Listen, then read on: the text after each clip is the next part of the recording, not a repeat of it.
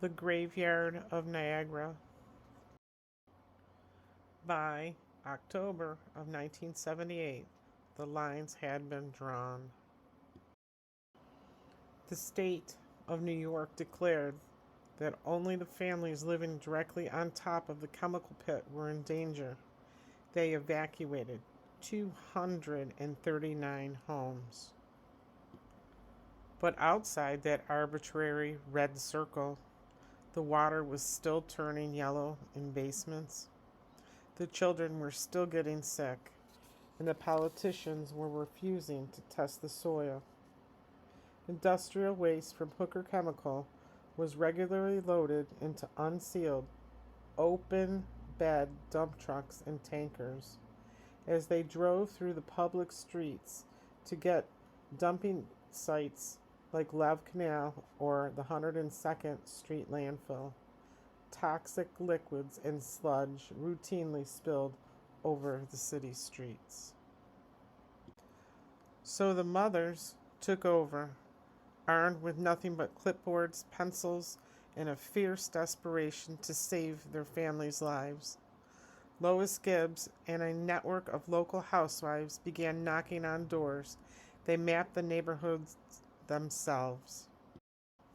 Partnering with a rogue state scientist named Dr. Beverly Pagan, they discovered a terrifying geometric truth. Birth defects, miscarriages, and cancers were clustered perfectly along invisible underground riverbeds. The poison was moving. The State Department of Health responded swiftly, not with an evacuation order, but with a smear campaign. They went straight to the press, publicly dismissing the community's meticulous, agonizing research as nothing more than, quote, useless housewife data, end quote. Long before the toxic waste of Love Canal surfaced, Western New York was drafted into a secret war, a war that would alter the course of human history and permanently poison the soil beneath our feet. In 1942, the federal government launched the Manhattan Project, but the atomic bomb could not be built without fuel. To get it, the U.S. Army Corps of Engineers turned to the heavy industrial infrastructure of the Niagara frontier. This is Building 14, East Park Drive, Tonawanda, New York. To the thousands of commuters driving past this fence line every single day, it looks like an ordinary, aging relic of the Rust Belt. But 80 years ago, behind these heavy brick walls, the federal government forged the most dangerous secret of the 20th century. Between 1942 and 1946, under the code name, quote unquote, the Manhattan Project, this facility refined millions of pounds of high-grade uranium ore. There were no warning signs. There were no hazmat suits. Just a quiet, working-class town processing the fuel for the world's first atomic bomb, completely in the dark. The next quote I will be reading is from Dan Miner, who's a local investigative journalist, and he is sitting in the interview chair. He states, quote, people think of the Manhattan Project and they immediately picture the desert in New Mexico or the secure labs in Oak Ridge. But Western New York was the secret industrial empire of the atomic bomb. The factory workers didn't know what they were making, and the city did not know what was being left behind. The refining process generated over 8,000 tons of toxic, radioactive sludge. To get rid of the evidence, the military dumped liquid radioactive waste directly into Tonawanda's public sewage system and shallow injected wells. It flowed right into the Niagara River. But the solid radioactive waste needed a permanent grave. The government chose a sprawling TNT manufacturing plant in Lewiston, New York. The Lake Ontario Ordnance Works. Between 1944 to 1952, over 30,000 tons of highly radioactive residues, including lethal K-65 uranium sludge, were hauled here and packed into open-air silos. The next is an interview with a gentleman named Jim Salvatore. He was a retired site demolition worker. They called him Sal. And I quote, "Look, back then you didn't ask questions. You just took the paycheck. When the war ended, they had to put the hot stuff somewhere, right? So they picked up the old Lake Ontario Ordnance Works up in Lewiston. Millions of pounds of radioactive residues, stuff called K-65 sludge, just hauled it in on trucks and dumped into open-air silos. We were moving atomic waste with shovels and wheelbarrows, completely unprotected," end quote. By 1949, the government knew the storage tanks were cracking, leaking uranium residue into the groundwater and surrounding creeks. Today, over 235,000 cubic yards of Manhattan Project atomic waste sit buried under a makeshift clay cap in Niagara County. Again, here is a quote from Dan Miner from an interview that he did on screen. And I quote, "The tragedy is the longevity of the lie.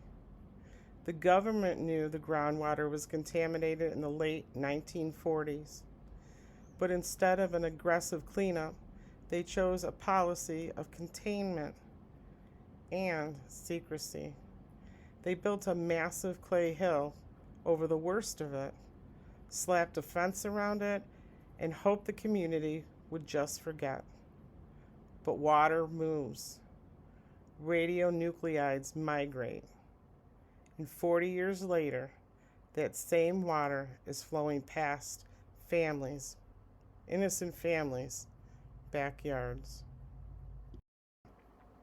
Again, I am quoting Jim Salvatore, and I quote, "You look at the cancer rates in Niagara County, you look at the kids getting sick today, you can't tell me it's just a coincidence.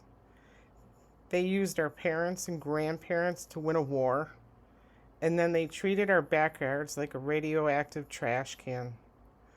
The war ended in 1945, but for us, the fallout never stopped." In the 1990s, after decades of global outrage over Love Canal, state environmental officials gave these neighborhoods a clean bill of health. They allowed new, working-class families to build their lives here. They told them the soil was safe. It was a lie.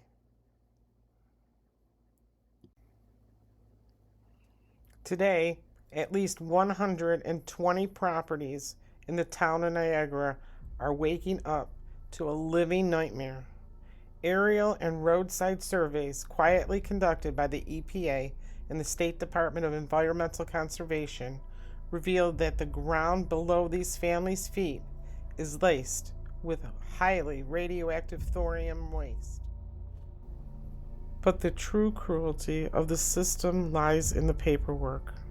When state officials finally realized the extent of the toxic plume, they didn't send emergency crews, they sent legal waivers.